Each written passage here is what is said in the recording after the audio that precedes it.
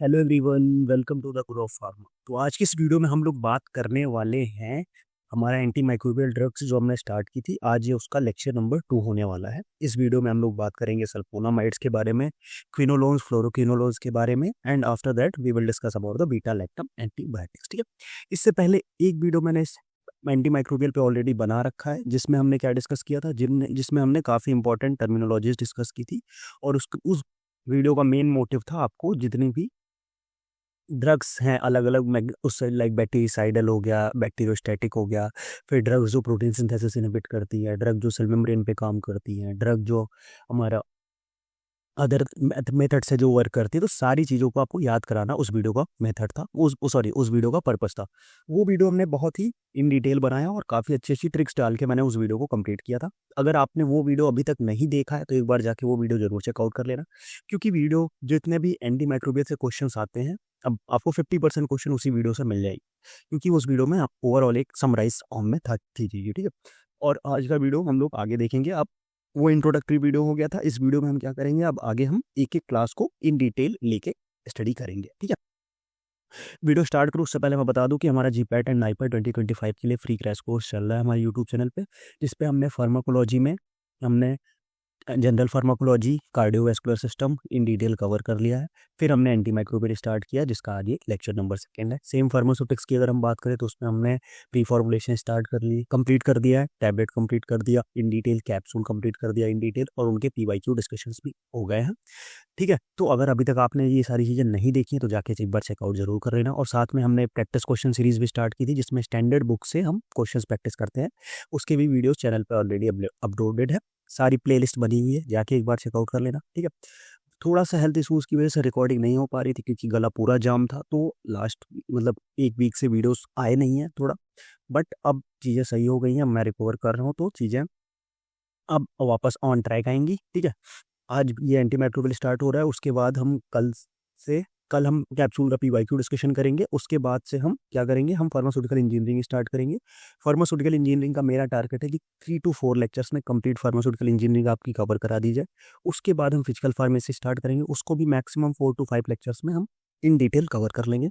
तो इससे आपकी ये सूटिक्स के सब्जेक्ट्स कंप्लीट हो जाएंगे। फिर उसके बाद जो फार्माटेक के रिमेनिंग सब्जेक्ट्स हैं हम उसको भी कवर कर लेंगे। ठीक है, तो ये सारी चीज़ें आप लोग के लिए आने वाली हैं, बट आपको क्या करना है, आपको सपोर्ट करना है। आप सपोर्ट कैसे कर सकते हो, आपको बस क्या करना है, आपको हमें सब्सक्राइब करना है, इंस्टाग्राम पे हमें फॉलो करना है, टेलीग्राम चैनल ज्वाइन करना है, साथ में व्हाट्सअप ग्रुप भी ज्वाइन करना है, और अपने दोस्तों के साथ शेयर करना है, क्योंकि मैक्सिमम लोगों को ज्वाइन कराओ। जितने ज़्यादा लोग ज्वाइन करेंगे उतनी ज़्यादा बेनिफिशियल रहेगी चीज़ें आप लोग के लिए, और उतनी ही अच्छी चीज़ें हम आप लोग के लिए लेके आ पाएंगे। ठीक है, और साथ में एक प्यारा सा कमेंट करना। चलो फिर आ जाओ यार, वीडियो फटाफट से स्टार्ट करते हैं।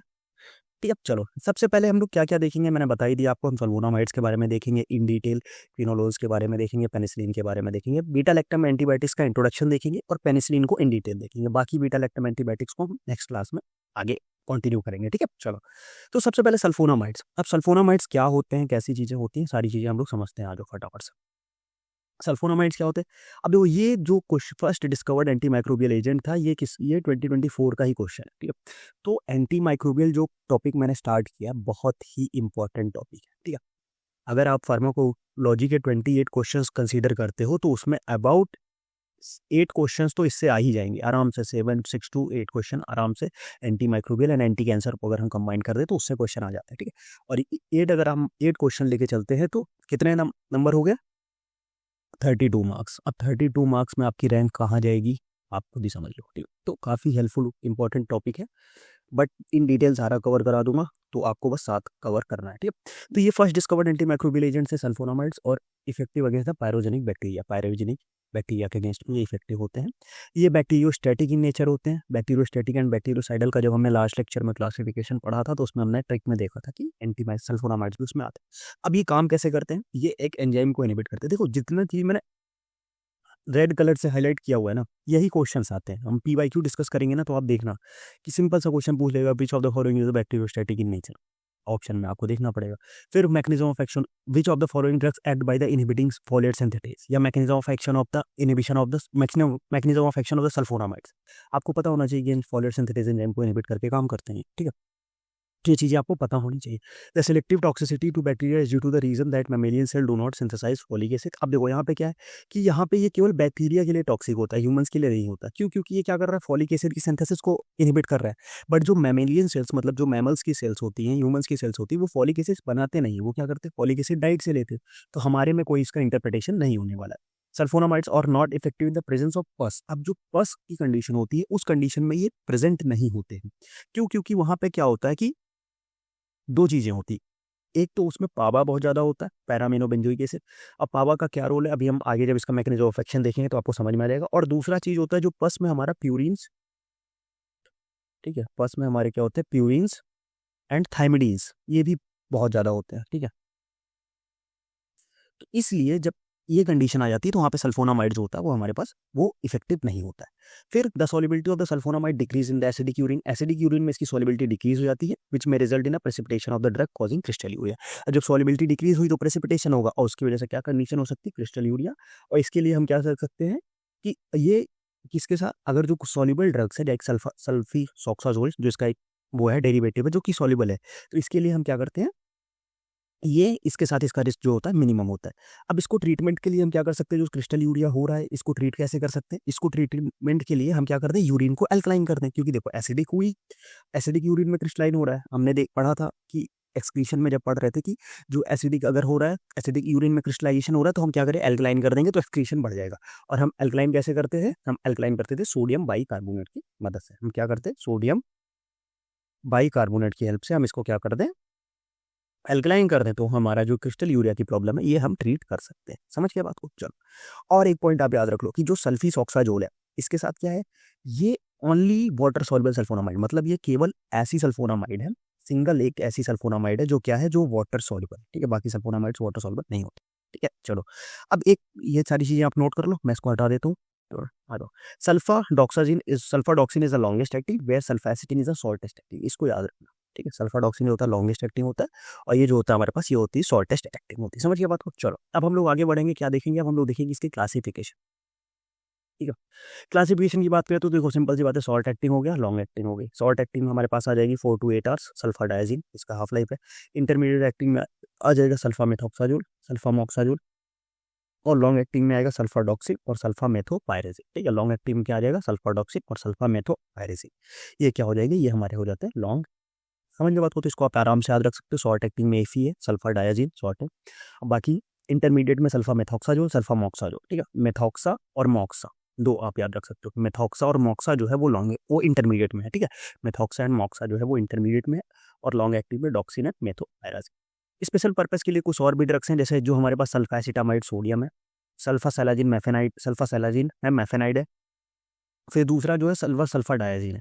इसमें से जो सल्फा एसिटामाइड सोडियम है इसको हम कहाँ यूज़ करते हैं, इसको हम लोग यूज़ करते हैं ऑक्यूलर टॉक्सिसिटी में। कहाँ यूज़ करते हैं इसको हम लोग ऑक्यूलर टॉक्सिसिटी में यूज़ करते हैं। और सेकंड जो आपकी हमारे पास क्या हो गई कि जो सल्फा, ये दोनों है मैफेनाइड और ये, इसको हम लोग किस में यूज़ कर सकते हैं, ये नहीं सॉरी, हाँ ये अलग है, सॉरी सल्फासैलाजिन अलग है, मैफेनाइड अलग है, ठीक है। तो जो सल्फासैलाजिन है इसको हमें पता है, इसको हम लोग अल्सरेटिव कोलाइटिस में यूज़ करते हैं। और जो मैफेनाइड,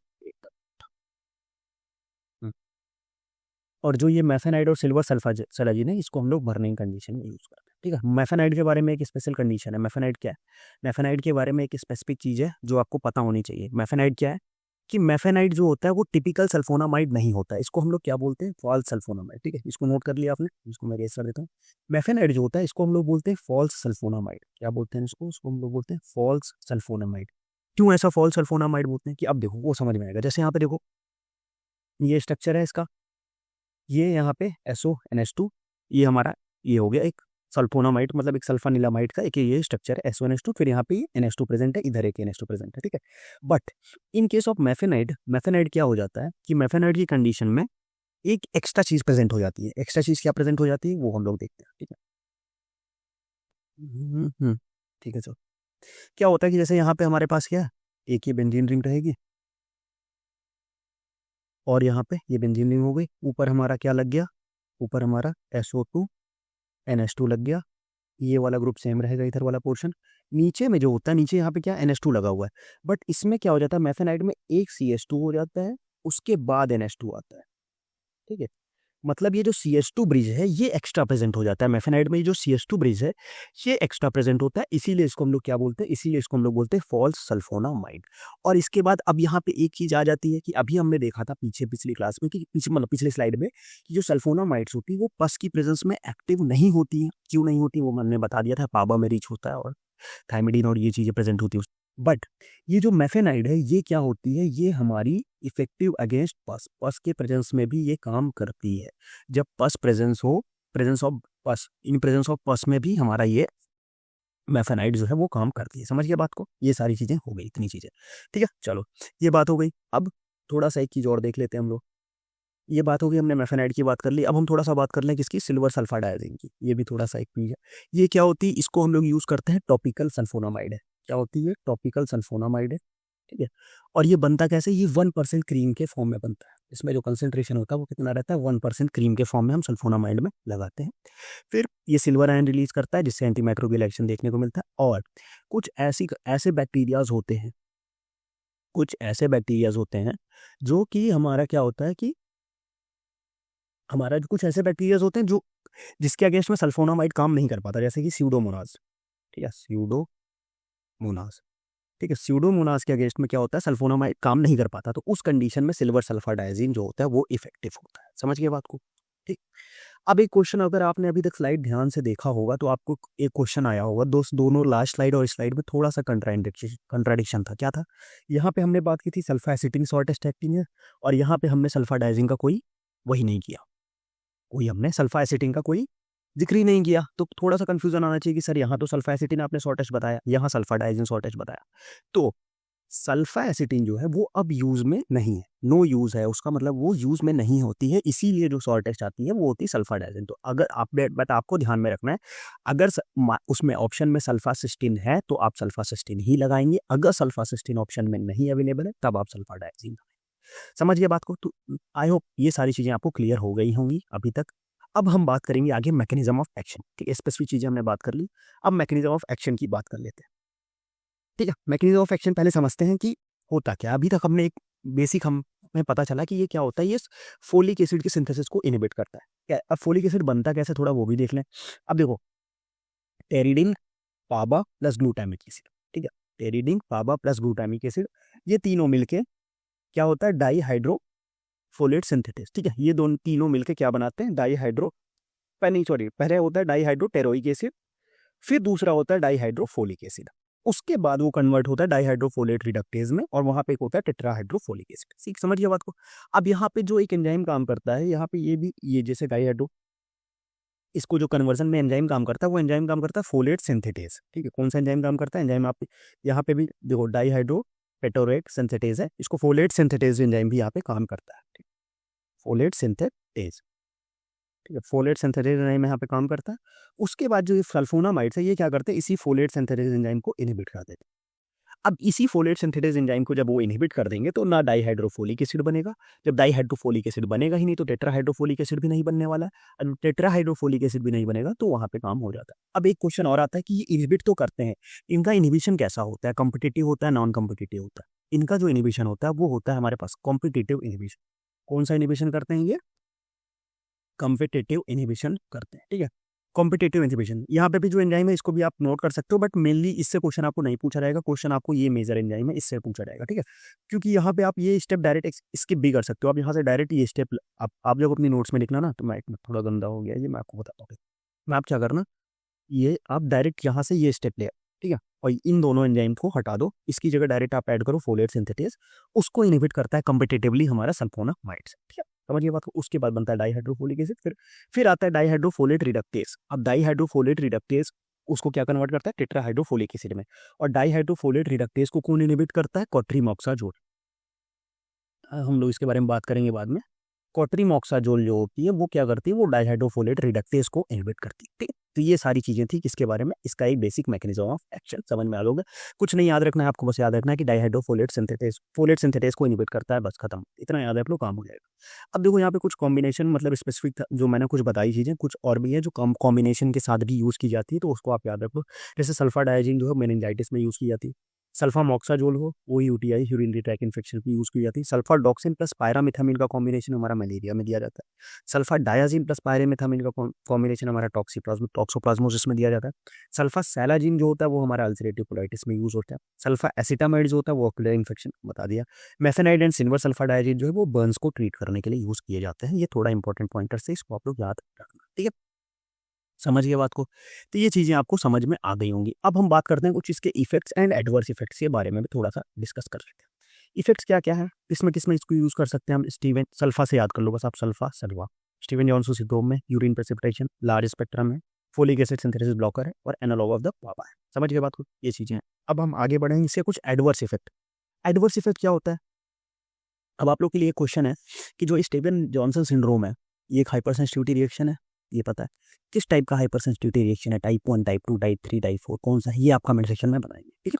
ये आपका क्वेश्चन है, इसको आप लोग कमेंट सेक्शन में आपको मेंशन करके बताना है। अब इसका कुछ एडवर्स इफेक्ट्स भी हैं। एडवर्स इफेक्ट क्या है? सबसे पहले एडवर्स इफेक्ट का आप याद करेंगे कि एबीसी ऑफ रैश मेनली क्या करता है कि हमारा सल्फर हमें ऐसे याद रखना है कि जो सल्फोनामाइड्स है वो क्या कॉज कर सकता है? वो रैश कॉज करता है, ठीक है? रैश कॉज करता है। उसके बाद वो क्या हम उसको याद रखना है कि एबीसी ऑफ रैश। तो अब सबसे पहले बात होती है एप्लास्टिक एनीमिया। ए से बी से बिलीरुबिन डिस्प्लेसमेंट जिसको हम कर्निक टेरस भी बोलते हैं।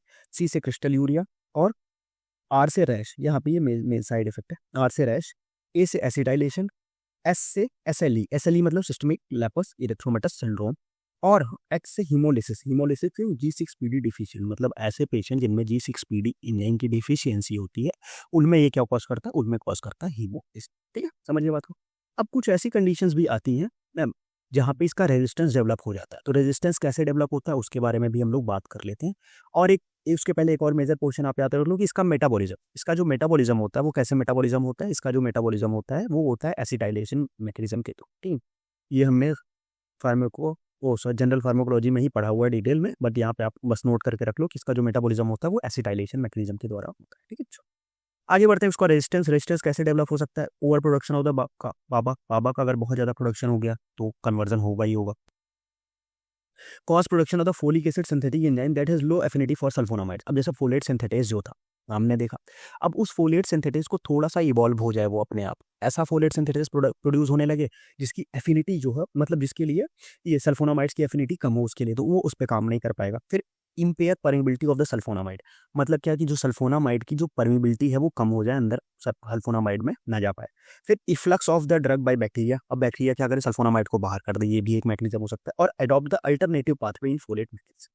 फोलेट मैकेनिज्म नहीं, फोलेट मेटाबॉलिज्म, सॉरी हम फोलेट मेटाबॉलिज्म होगा, ठीक है? जो फोलेट की मेटाबॉलिज्म है मतलब जो प्रोडक्शन है उसका कोई अल्टरनेटिव पाथवे बना ले, और ये जो है ये मेजर रेजिस्टेंस का कारण बनता है, ठीक है? इसको आप याद रखना है कि मेजर का क्वेश्चन में पूछेगा तो मेजर पूछ लेता है, ठीक है? मेजर मैकेनिज्म ऑफ रेजिस्टेंस, तो ये एक मेजर है कि एक अल्टरनेटिव पाथवे हो जाता है फोलेट के मेटाबॉलिज्म को, ये एक अल्टरनेटिव पाथवे बन जाता है जिसके कारण हमें ये चीज़ें देखने को मिलती है। समझिए बात को। चलो अब हम लोग आगे बढ़ेंगे। ये हमने बात कर ली किसके बारे में? ये हमने इन डिटेल डिस्कशन कर लिया किसके साथ में? हमने सल्फोनामाइड के बारे में बात कर ली। अब हम लोग बात करेंगे क्विनोलोन्स या फ्लोरोक्विनोलोन्स के बारे में हम लोग आगे बात करेंगे। हमारा आज का जो है सेकंड टॉपिक है, ठीक है? चलो फ्लोरोक्विनोलोन्स क्या होता है? दीज ड्रग्स, अब फ्लोरोक्विनोलोन्स का काम क्या है? These drug act by inhibiting the DNA gyrase and topoisomerase 4 resulting in the inhibition of the DNA replication. और इससे क्या होता है कि डीएनए रेप्लिकेशन को इनहिबिट करके काम करती है, ठीक है? ये हमारे क्या होता है कि ये क्या करते हैं कि डीएनए गायरेज सॉरी हाँ डीएनए गायरेज एंड टोपोआइसोमरेज 4 को इनहिबिट करती हैं, जिससे क्या हो जाता है जो डीएनए का रेप्लिकेशन है वो इनहिबिट हो जाता है। These have good oral bioavailability except norfloxacin. Norfloxacin के अलावा सबकी जो ओरल बायोअवेलेबिलिटी है वो बहुत ही अच्छी होती है। समझिए बात को, ये चीज़ें आपको समझ में आ गई। अब यहाँ पे दो चीज़ें होती है, एक होता है क्विनोलोज भी है और फ्लोरोक्विनोलोज भी है।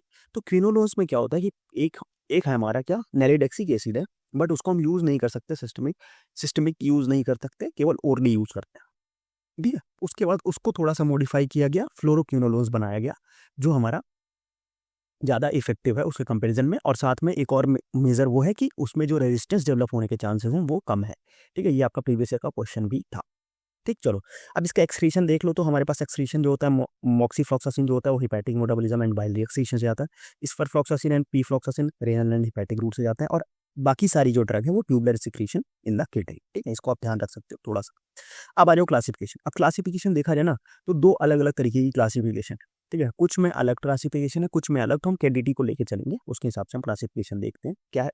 कि सबसे पहले बात करेंगे क्विनोलोज। क्विनोलोज में एक ड्रग है नैलिडिक्सिक एसिड। दूसरा अगर हम बात करेंगे तो फर्स्ट जनरेशन, सेकंड जनरेशन, दो चीजें थी। अब यहाँ पे जो ये था कि नैलिडिक्सिक एसिड ये मेनली किसके लिए काम करता था, मेनली ये ग्राम नेगेटिव के अगेंस्ट में यूजफुल था। मेनली किसके अगेंस्ट में यूजफुल था, ग्राम नेगेटिव के अगेंस्ट में। फर्स्ट जनरेशन की बात करें तो नॉर्फ्लॉक्सासिन, सिप्रोफ्लॉक्सासिन, ओफ्लॉक्सासिन, पीफ्लॉक्सासिन।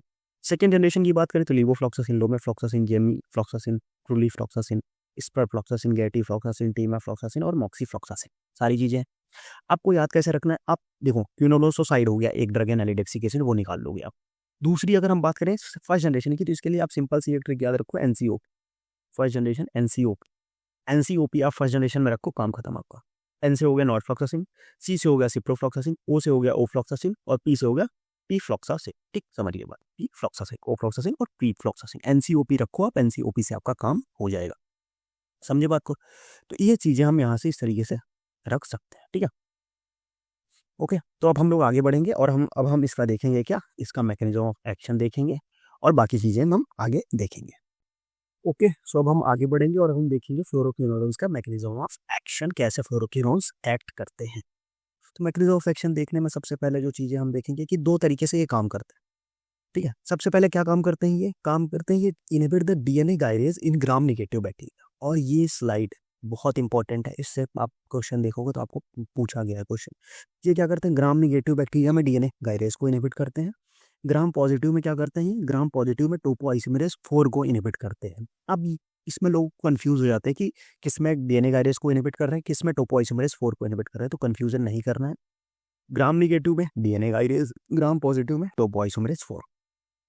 होता क्या है उसके बाद ये हो गया कि जब इन्होंने डीएनए गायरेज को इनहिबिट किया ग्राम नेगेटिव में, तो उसके रिजल्ट्स में ये हुआ कि निकिंग जो हुआ वो इनहिबिशन हो गया, इनहिबिशन इन निकिंग।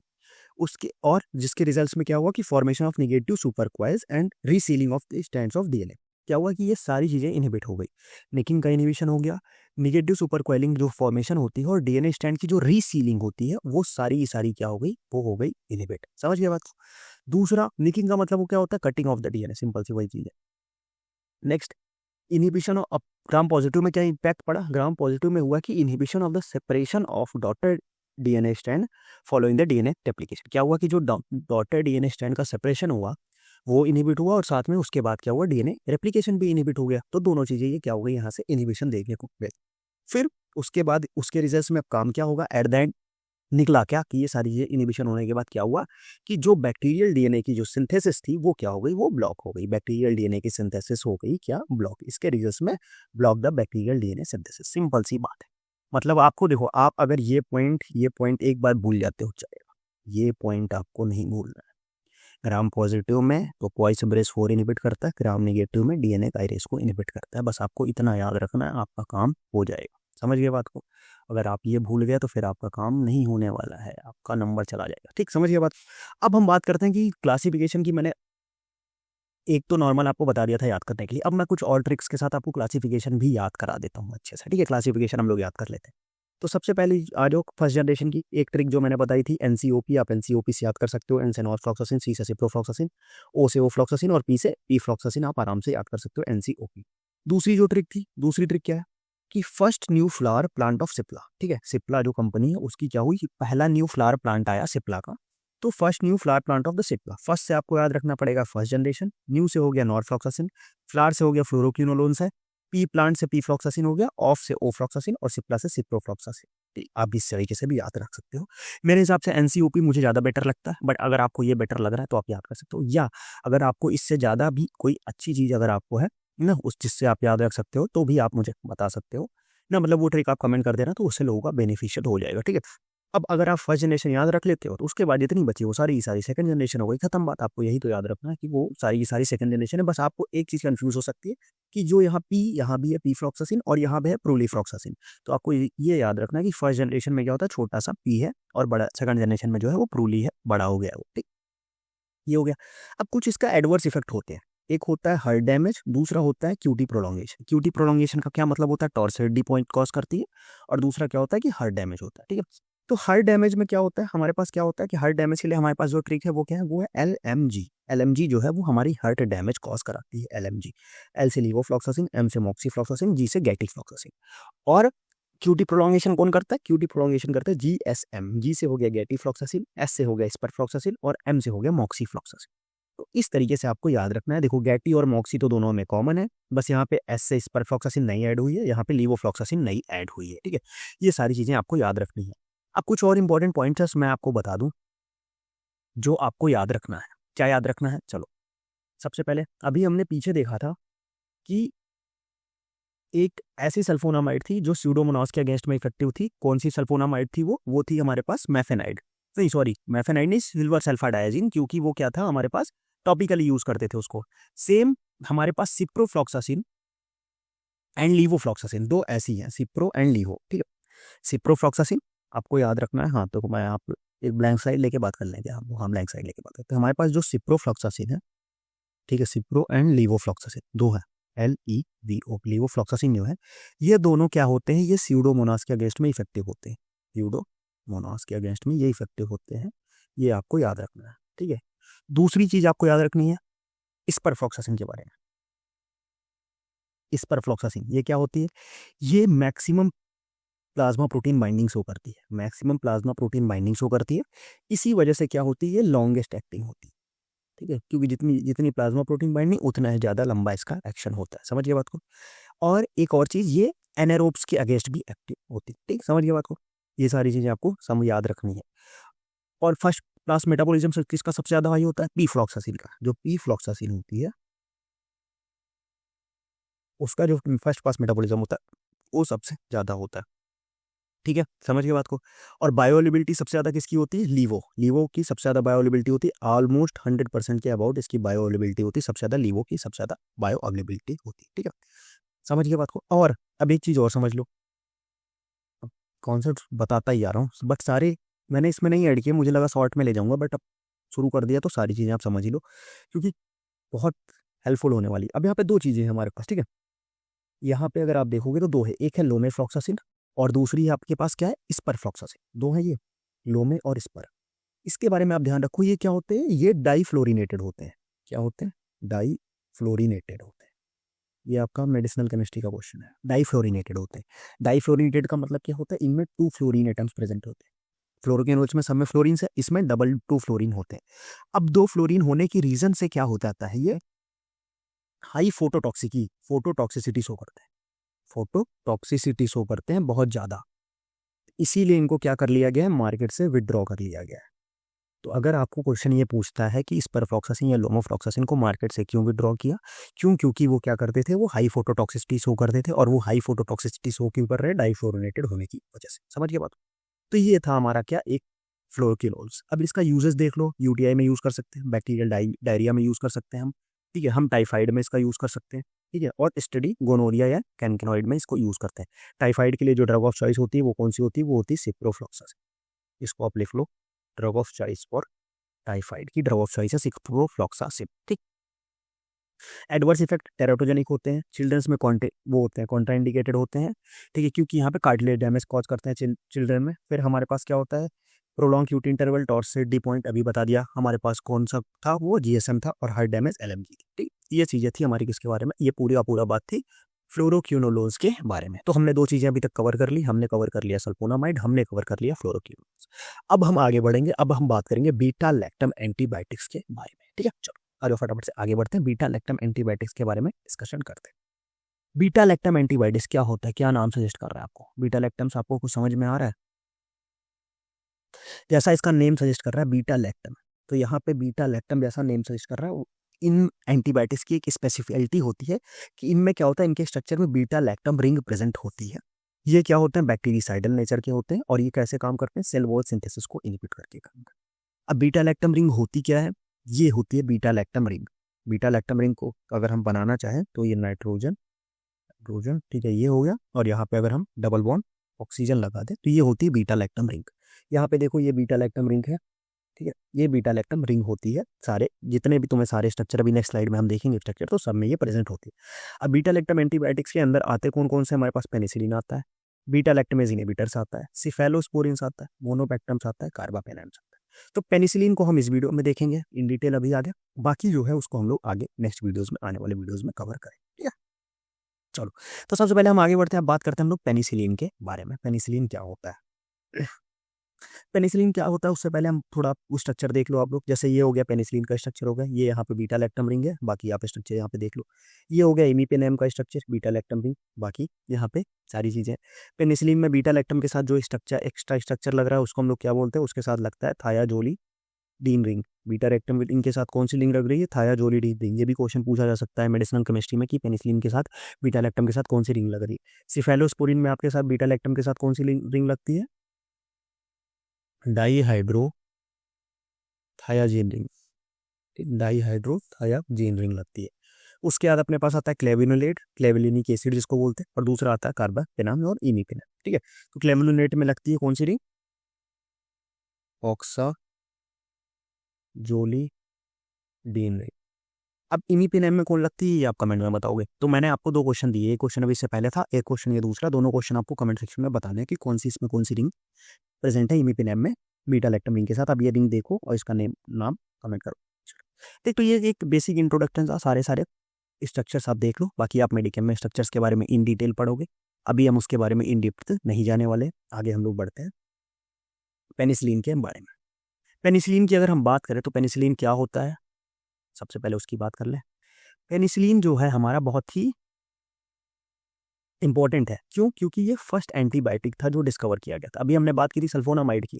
सल्फोनामाइड के बारे में हमने क्या बोला था? सल्फोनामाइड के बारे में भी ऐसा कुछ फर्स्ट से लेके कुछ था ना, वो फर्स्ट एंटीमाइक्रोबियल एजेंट था। ये क्या था? फर्स्ट एंटीबायोटिक एजेंट है। अब एंटीमाइक्रोबियल एंटीबायोटिक में डिफरेंस क्या होता है ये आपको पता होगा अगर आपने पहला लेक्चर देखा होगा, क्योंकि उसमें स्टार्ट ही मैंने इसी से किया था, एंटीमाइक्रोबियल, एंटीबायोटिक, एंटी कैंसर, सब में डिफरेंस बता, ठीक है। और इसमें अलेक्जेंडर फ्लेमिंग साहब ने इसको डिस्कवर किया था। कब डिस्कवर किया था? 1941 में। इसको जो कॉमर्शियली ऑब्टेन किया जाता है पेनिसिलियम क्राइसोजेनम से, और अलेक्जेंडर साहब ने किससे ऑब्टेन किया था? पेनिसिलियम नोटैटम, फंजाई थे। अलेक्जेंडर साहब ने किससे वो किया था? पेनिसिलियम नोटैटम से ऑब्टेन किया था, बट कॉमर्शियली जो ऑब्टेन किया जाता है वो पेनिसिलियम क्राइसोजेनम से ऑब्टेन किया जाता है। इसके कुछ लिमिटेशंस है। अब इसके क्या हो गया कि ये हमारे पास कुछ लिमिटेशंस है। इसकी क्या लिमिटेशंस है?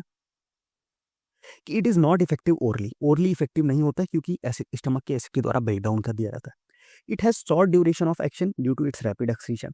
It has narrow spectrum of activity and mainly gram positive bacteria के अगेंस्ट में इफेक्टिव होता है। ये कुछ इसके लिमिटेशंस मिली है। जो हमारी पेनिसिलिन जी थी, जो नेचुरल पेनिसिलिन जी थी, वो उसके कुछ लिमिटेशन हो गए जो अलेक्जेंडर फ्लेमिंग साहब ने डिस्कवर की थी।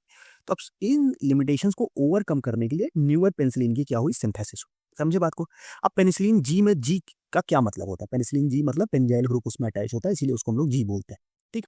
अब यहाँ पे अभी हमने पेनिसिलिन का अगर आप स्ट्रक्चर देखे होगे, थोड़ा सा पीछे हम समझते हैं ना, अगर हम इसको इरेज कर दें तो पेनिसिलिन का अगर हम यहाँ पे स्ट्रक्चर देखें तो दो रिंग है ना। आप स्ट्रक्चर में देखो, पेनिसिलिन समझते हैं, एक ये ए रिंग है और एक ये बी रिंग है, दो रिंग है। ए रिंग जो है वो बीटा लैक्टम की है, बी रिंग जो है वो थायाजोलिडीन की है, जो मैंने आपको बता दी। अब ये दोनों के दोनों जो होते हैं वो किससे जुड़े हुए होते हैं? दोनों जो जुड़ते हैं वो जुड़ते हैं एमाइड लिंकेज से। एमाइड लिंकेज, एमाइड लिंकेज से जुड़ते हैं। यहाँ पे नाइट्रोजन से आपको पता चल जाएगा ये एमाइड लिंकेज से जुड़ते हैं, ठीक है। अब यहाँ पे ये जो अभी हमने देखा कि पेनिसिलिन का क्या होता है कि एंजाइम के द्वारा ये ब्रेक डाउन कर दिया जाता है। एंजाइम के द्वारा जो ब्रेक डाउन होता है वहाँ पे दो एंजाइम काम करते हैं, एमाइडेज और पेनिसिलिनेज, ठीक है। एमाइडेज जो है वो यहाँ पे एक्ट करेंगे इस रिंग पे, और जो पेनिसिलिनेज है वो यहाँ पे एक्ट करते हैं, ठीक है। तो यहाँ पे एमाइडेज रिंग एक्ट करेंगे, यहाँ पे पेनिसिलिनेज एक्ट करेंगे। ये थोड़ा सा इन डिटेल था आपको बताने के लिए। अगर आप इसको स्किप भी कर देते हो कोई दिक्कत नहीं, बस आप रिंग याद रखना, बाकी एमाइड लिंकेज याद रखना, ठीक है। चलो, अभी हमने बताया कि ये इसमें थोड़ा सा कुछ प्रॉब्लम थी, जिसकी वजह से क्या हुआ कि न्यूअर पेनिसिलिन का क्या हुआ? सिंथेसिस हुआ। अब यहाँ पे हमने देखा ये कि ये सारी की सारी बीटा लैक्टम क्या होती है? ये हमारी सारी की सारी बैक्टीरियासाइडल होती है, और कैसे काम करती है? ये हमारी सेल वॉल सिंथेसिस को इनहिबिट करके काम करती है। अब उसी टर्म में देखते हैं कि जो पेनिसिलिन है वो कैसे सेल वॉल सिंथेसिस को इनहिबिट करके काम करेगी। तो पेनिसिलिन जो का मैकेनिज्म ऑफ एक्शन देखते हैं। सबसे पहले क्या काम करती है ये सबसे पहले बाइंड करती है स्पेसिफिक पेनिसिलिन बाइंडिंग प्रोटीन्स। उसके जो हमारे सरफेस पे सेल मेम्ब्रेन पे बैक्टीरिया के स्पेसिफिक प्रोटीन्स प्रेजेंट होते हैं, जो इनको हम बोलते हैं पेनिसिलिन बाइंडिंग प्रोटीन्स। फिर वो क्या करते हैं? वो बाइंड किया। फिर बाइंड करने के बाद क्या हुआ कि inhibit the transpeptidase enzyme responsible for the cross linking of the peptidoglycans. Next slide में जब हम इस नेक्स्ट लेक्चर में इसके हम लोग मैकेनिज्म को और डिटेल में देखेंगे। तो इसमें क्या करता है ये जो ट्रांसपेप्टाइडेज एंजाइम, आपको देखो एंजाइम्स के नाम याद रखने की कैसे इनहिबिट करता है, ट्रांसपेप्टाइडेज एंजाइम को इनहिबिट करता है, responsible for the cross linking of the peptidoglycans. Peptidoglycans की क्रॉस लिंकिंग के लिए जो रिस्पॉन्सिबल एंजाइम होता है कौन सा, ट्रांसपेप्टाइडेज, उसको ये इनहिबिट किया। और जब वो इनहिबिट हो गया तो जब क्रॉस लिंकिंग नहीं हुई तो हमारे क्या होगा, सेल वॉल का फॉर्मेशन नहीं हो पाएगा, सेल वॉल का वो नहीं हो पाएगा। ठीक है, ये चीजें हो गई, वो सेल वॉल सिंथेसिस को क्या कर दिया, इनहिबिट हो गया। समझे बात को। तो ये एक मेजर चीजें थी कि कैसे हमारे पास वो चीजें हो सकी, पेनिसिलिन को कैसे ये इनहिबिट होता है। ठीक, अब यहाँ पे एक चीज आती है कि पेनिसिलिन के लिए क्या होता है, रेजिस्टेंस हो जाते हैं। कैसे रेजिस्टेंस डेवलप होता है थोड़ा पहले हम वो देख लेंगे, फिर उसके बाद इसके हम न्यूअर उसमें चीजें आएंगे। ठीक है, थोड़ा सा पीछे चलते हैं हम लोग, 1 मिनट, ये चीजें हम कवर करेंगे। बट हाँ, यहाँ पे देखो अभी हमने देखा था कि क्या हो जाता है कि रेजिस्टेंस डेवलप हो जाता है पेनिसिलिन जी के लिए, मेनली सबसे ज्यादा रेजिस्टेंस डेवलप होता था। कैसे, सबसे पहले बीटा लैक्टेमेज जो एंजाइम होते थे वो क्या करते थे, साइक्लिक एमाइड बॉन्ड को ब्रेक कर देते थे, जो मैंने बताया कि कहाँ पे वो काम करेंगे, bond of the beta lactam ring which result in the loss of bactericidal active. ठीक है, जो मैंने बताया ना पेनिसिलिनेज या बीटा लैक्टेमेज एंजाइम, देखो आप फिर से समझो, आ गया, वेट, हाँ ये यहाँ पे जो था बीटा लैक्टमेज की जो मैंने बात की, वो ये यहाँ पे इस बॉन्ड को वो ब्रेक कर देते थे। समझ गए बात, कौन से बॉन्ड को ब्रेक करने में, यहाँ पे इस बॉन्ड को वो क्या करते थे, ब्रेक करते थे। जिसके बाद वहां पे हमें क्या देखने को मिला था, फिर जिससे क्या हुआ कि जो बीटा लैक्टम रिंग है वो ब्रेक डाउन हो गई और उसकी बैक्टीरियासाइडल एक्टिविटी क्या हो गई, लॉस्ट हो गई। एक मैकेनिज्म तो ये हो गया। दूसरा परमिबिलिटी ऑफ द ड्रग हो गया। फिर Altered penicillin binding protein which have less affinity for the beta lactam, और यह पेनिसिलिन बाइंडिंग प्रोटीन ही अल्टर हो गया जिसकी क्या हो जाए कि बीटा लैक्टम के लिए एफिनिटी कम हो, क्योंकि हमने देखा कि मैकेनिज्म ऑफ एक्शन कैसे शो कर रहा है, पेनिसिलिन बाइंडिंग प्रोटीन से। बट पेनिसिलिन बाइंडिंग प्रोटीन की ही अगर एफिनिटी कम हो जाए तो फिर वहां पे कोई एक्शन शो नहीं होगा, वो उसका एक्शन जो होगा वो डिक्रीज हो जाएगा। समझिए बात कुछ। तो ये एक इंपॉर्टेंट पॉइंट था, मुझे बताना था इसके साथ में, क्योंकि आप को रिलेट करके समझ पाओगे। लास्ट में आता तो फिर से वापस जाना पड़ता उस तक। तो अब यहाँ तक हमने देख ली। अब उसको ओवरकम करने के लिए कुछ नई ड्रग्स बनाई गई, नई पेनिसिलिन बनाई गई, जिसके हम लोग थोड़ा सा चीज़ें देखें। तो क्लासिफिकेशन देखते हैं। नेचुरल पेनिसिलिन की अगर हम बात करें तो दो चीज़ें थी। एक था हमारे पास क्या, पेनिसिलिन जी, दूसरा था बेंजाथिन पेनिसिलिन। नेचुरल पेनिसिलिन में क्या था, penicillin D and benzathine penicillin, दो चीज़ें हुई। दूसरा उसी को मॉडिफाई किया गया। फिर अगर हम बात करें सेमी सिंथेटिक में आया एसिड रेजिस्टेंस और penicillinase resistant penicillin. Acid resistance penicillin में आया फिनॉक्सीमेथाइल पेनिसिलिन, जो कि इसको हम पेनिसिलिन वी भी बोलते हैं। और पेनिसिलिनेज रेजिस्टेंस जो पेनिसिलिन आया, जो पेनिसिलिन एंजाइम को वो जो पेनिसिलिन रिंग को डिक्रीज वो सॉरी ब्रेक डाउन कर रहा था, उस एंजाइम के रेजिस्टेंस जो पेनिसिलिन आया वो आया क्लॉक्सासिलिन, ऑक्सासिलिन, नेफिसिलिन, डाइक्लॉक्सासिलिन और मेथिसिलिन। ये सारी चीजें अभी मैं आपको ट्रिक बता दूंगा, आप याद कर लोगे आराम से। एक्सटेंडेड स्पेक्ट्रम पेनिसिलिन की बात आई तो amino penicillin, ampicillin, amoxicillin, carboxy penicillin आई, कार्बिसिलिन, टिकार्सिलिन, और यूरिडो पेनिसिलिन जो आई वो आई पिपरासिलिन और मैजग्लोसिलिन, ये यूरिडो पेनिसिलिन ये आई। ठीक है, अब इनको याद कैसे करना है, क्लासिफिकेशन, क्योंकि क्वेश्चन देखो इसी क्लासिफिकेशन से question major time most of the time इसी क्लासिफिकेशन से डायरेक्ट क्वेश्चन दे देते हैं आपको। तो आपको क्लासिफिकेशन से क्वेश्चन कैसे याद रखना है वो आप समझो। सबसे पहले बात करते हैं acid resistance penicillin. Acid resistant penicillin कैसे काम करती है। एसिड रेजिस्टेंट पेनिसिलिन को याद रखने के लिए सिंपल सा आपको याद रखना है, सॉरी ये एसिड रेजिस्टेंट नहीं है, पेनिसिलिनेज रेजिस्टेंट होगी। हाँ सॉरी हाँ, एसिड रेजिस्टेंट नहीं, एसिड रेजिस्टेंट तो एक ही है, पेनिसिलिन एसिड रेजिस्टेंस तो एक ही है, पेनिसिलिन डी वो आप तो याद रख सकते हो। दूसरा ये पेनिसिलिनेज रेजिस्टेंट पेनिसिलिन होगी।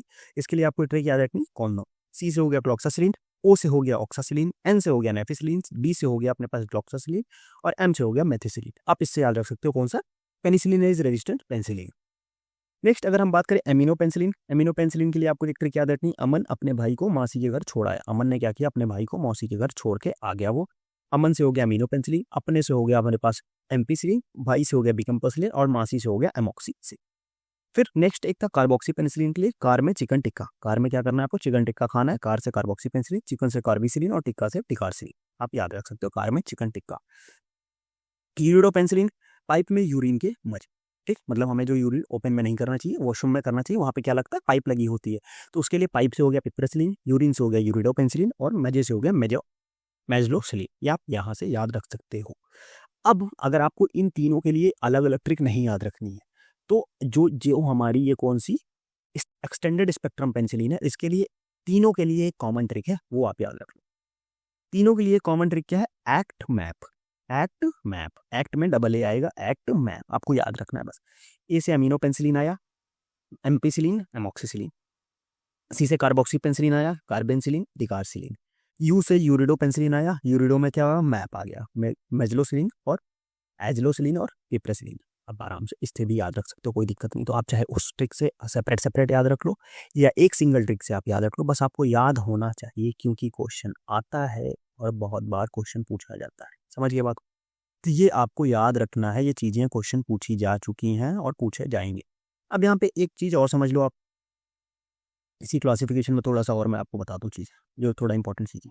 यहाँ पे अगर हम बात करें जो है दो दो इंपॉर्टेंट रहेंगे। एक है एमोक्सिसिलिन। एमोक्सिसिलिन कहाँ है भाई एमोक्सिसिलिन?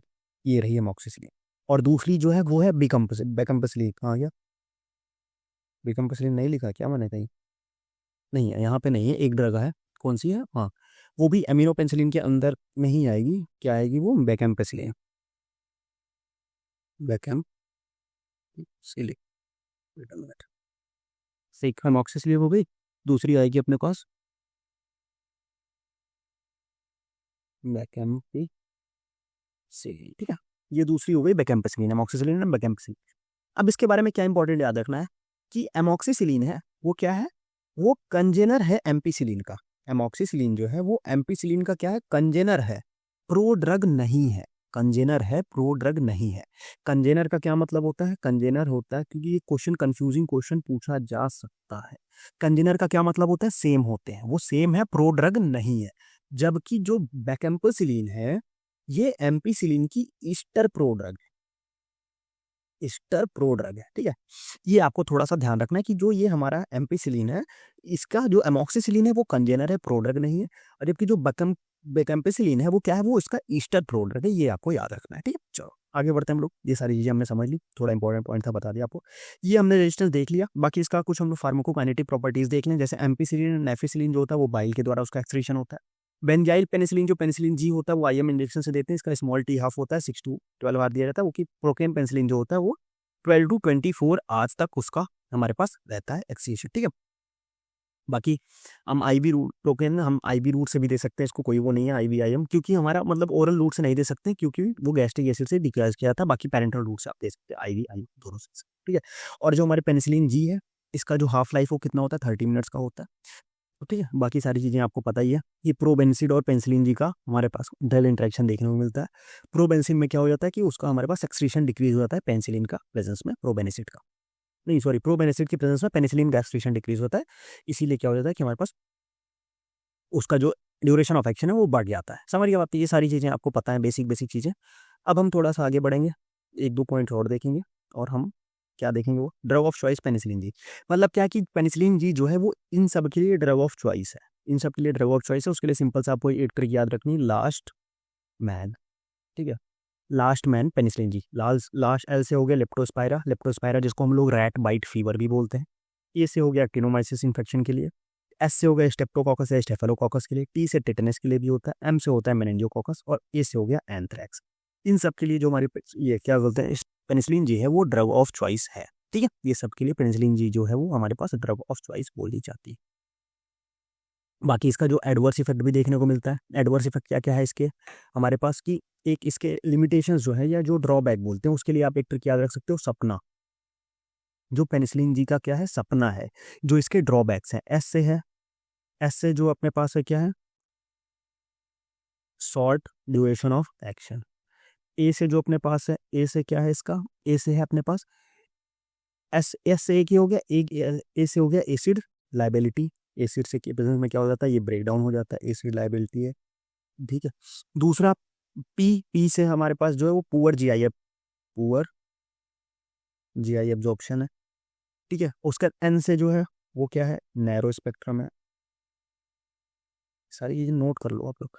फिर ए से जो है वो एलर्जी, ए से क्या है? ये एलर्जिक होता है। ठीक है, एलर्जिक रिएक्शंस कॉज करता है। ठीक है, एलर्जिक रिएक्शंस कॉज करता है। साथ में एक एस से और इसकी चीजें क्या है कि हमारे पास ये सस्पेक्टेबल होता है किसके लिए? सस्पेक्टेबल होता है किसके लिए? बीटा लैक्टमेस के लिए, जो क्या करते हैं इसको ब्रेक डाउन कर देते हैं, इसका बीटा लैक्टमेस के लिए। आगे हम लोग इसके बारे में पढ़ेंगे इन डिटेल, तो आप परेशान नहीं होना। बीटा लैक्टमेस के लिए सस्पेक्टेबल होता है। तो ये इसके कुछ क्या है? ये इसके कुछ ड्रॉबैक्स हैं, कुछ हमने इसके ड्रॉ चॉइस बता दी। तो मैक्सिमम चीज़ें हमने इस वीडियो में इससे रिलेटेड कवर कर ली। ठीक है, अब आपको चीज़ें समझ में आ गई होंगी। अगर अभी तक चीज़ें कुछ और डाउट है इसके बारे में तो आप कमेंट सेक्शन में पूछ सकते हो। बाकी इन डिटेल और भी इसके आगे जैसे जो हमारे पास बीटा लैक्टमेज इनहिबिटर है, सेफेलोस्पोरिन है, वो नेक्स्ट लेक्चर में हम लोग बाकी सारी चीज़ें कवर करने वाले हैं। अब यहाँ पे एक पॉइंट और रह रहा है, मैं आपको वो भी बता ही देता हूँ ताकि आपको चीज़ें कवर हो जाए। ठीक है, उसको क्योंकि इससे भी एक आध बार क्वेश्चन पूछा गया तो ये भी आप देख लो। अब देखो यहाँ पे एक होता है स्टेफेलोकोकस का जो इन्फेक्शन होता है। ठीक है, किसका इन्फेक्शन होता है? स्टेफेलोकोकस का जो इन्फेक्शन होता है। ठीक है, इसके लिए जो हमारे पास ड्रग ऑफ चॉइस होती है वो होती है क्या? मेथिसिलिन। ठीक है, उसके लिए जो ड्रग ऑफ चॉइस होती है वो क्या होती है? वो ड्रग ऑफ चॉइस होती है मेथिसिलिन। अब जब मेथिसिलिन का रेजिस्टेंस हो जाता है, मेथिसिलिन क्या हो गई? रेजिस्टेंस हो गई। तो जब मेथिसिलिन रेजिस्टेंस हुई तो क्या उसको हम लोग क्या बोलते हैं? उसको हम लोग बोलते हैं मेथिसिलिन रेजिस्टेंस स्टेफेलोकोकस ऑरियस। ठीक है, मेथिसिलिन रेजिस्टेंट स्टेफेलोकोकस ऑरियस, या उसको हम लोग बोलते हैं मर्सा। ठीक है, अब मर्सा के लिए जो ड्रग ऑफ चॉइस है वो कौन सी है? वो है वैंकोमाइसिन। मर्सा के लिए ड्रग ऑफ चॉइस क्या है? वैंकोमाइसिन है। अब वैंकोमाइसिन का भी अगर हमारे पास रेजिस्टेंस हो गया तो क्या बोलेंगे उसको हम लोग? इसमें मेथिसिलिन का रेजिस्टेंस था तो मर्सा बोला। वैंकोमाइसिन का रेजिस्टेंस हुआ तो क्या बोलेंगे? वैंकोमाइसिन रेजिस्टेंट स्टेफेलोकोकस ऑरियस, उसको हम लोग बोलेंगे क्या? वर्सा। और इसके लिए जो ड्रग ऑफ चॉइस है, इसके लिए ड्रग ऑफ चॉइस जो है वो है लीनेजोलिड। लीनेजोलिड। अब आप बोलोगे कि सर अगर लीनेजोलिड का भी रेजिस्टेंस हो गया तो? लीनेजोलिड का रेजिस्टेंस नहीं होगा। क्यों? क्योंकि लीनेजोलिड में बीटा लैक्टम रिंग प्रेजेंट ही नहीं होती। जब बीटा लैक्टम रिंग प्रेजेंट नहीं होती तो इन दोनों में प्रेजेंट थी, तो इन दोनों के जो ड्रॉबैक्स थे वो वहां से ओवरकम कर ले। एक तो ये एक पॉइंट और था, मर्सा और वर्सा का कॉन्सेप्ट था।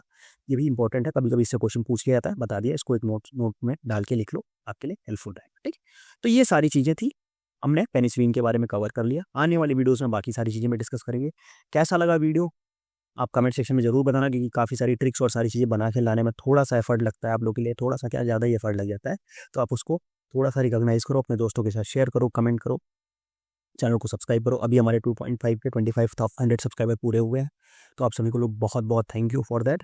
बाकी आप हमें सब्सक्राइब करो, इंस्टाग्राम पे जाके ज्वाइन करो, वहाँ भी अपडेट डालता रहता हूँ मैं। टेलीग्राम चैनल ज्वाइन करो और व्हाट्सअप ग्रुप जाके जरूर से जरूर ज्वाइन कर लेना, क्योंकि सारी अपडेट्स और जो भी लेक्चर प्लान शेड्यूल सब कुछ मैं व्हाट्सअप ग्रुप में डाल देता हूँ सबसे पहले, तो आप वहाँ से भी इन सब चीज़ों को दे सकते हो। बाकी नोट्स के लिए आप हमारी वेबसाइट विजिट कर सकते हो, प्रैक्टिस क्वेश्चंस के लिए भी आप वेबसाइट पे जा सकते हो। सारे लिंक्स आपको डिस्क्रिप्शन बॉक्स में मिल जाएंगी, और चैनल पे एक बार विजिट करके सारी प्लेलिस्ट चेक करो, इंपॉर्टेंट पॉइंट्स जो है वो सारी चीज़ें आप लोग एक बार चेक करो, प्रिपरेशन में काफ़ी हेल्प होने वाली। ठीक है, तो फिर आज का वीडियो हम लोग यहीं एंड करेंगे, मिलते हैं नेक्स्ट वीडियो में, तब तक के लिए बाय बाय।